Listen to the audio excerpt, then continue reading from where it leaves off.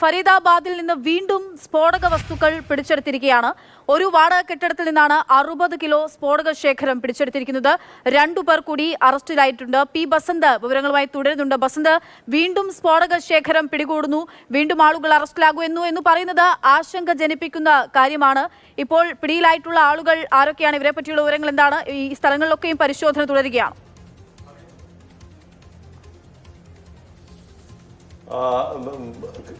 ഇന്നാണ് സെക്ടർ 56 നിന്നും കൂടുതൽ സ്ഫോടക വസ്തുക്കൾ പിടിച്ചെടുക്കുന്ന ഒരു സാഹചര്യം ഉണ്ടായിട്ടുള്ള 2 പേർ ഇപ്പോൾ ഇതിൽ പിടിയിലായിട്ടുണ്ട്.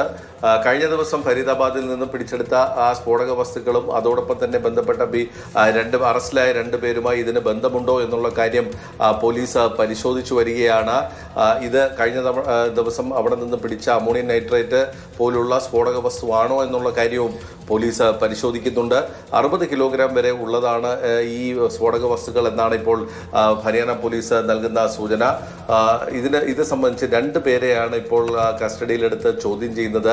ഇവർക്ക് കഴിഞ്ഞ ദിവസം പിടിച്ചവരുമായി എന്തെങ്കിലും ബന്ധമുണ്ടോ എന്നുള്ളൊരു കാര്യം കൂടി പോലീസ് അന്വേഷണത്തിന്റെ ഭാഗമായിട്ട് ഉൾപ്പെടുത്തിയിട്ടുണ്ട്. പക്ഷേ ഇത് ഈ പടക്കത്തിന് ഉപയോഗിക്കുന്ന സ്ഫോടക വസ്തുക്കളാണ് എന്നുള്ള ചെറിയ സൂചനകളും വരുന്നുണ്ട്. ഏതായാലും പോലീസിന്റെ അന്വേഷണം ഇപ്പോൾ ശക്തമായിട്ടുണ്ട്.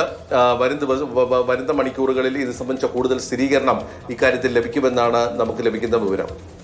സെക്ടർ 56 വെച്ചാണ് ഇപ്പോൾ 2 പേർ ഈ സ്ഫോടക വസ്തുക്കളുമായി പിടികൂടിയത്. ബസന്താണ് വിവരങ്ങൾ നൽകിയത്.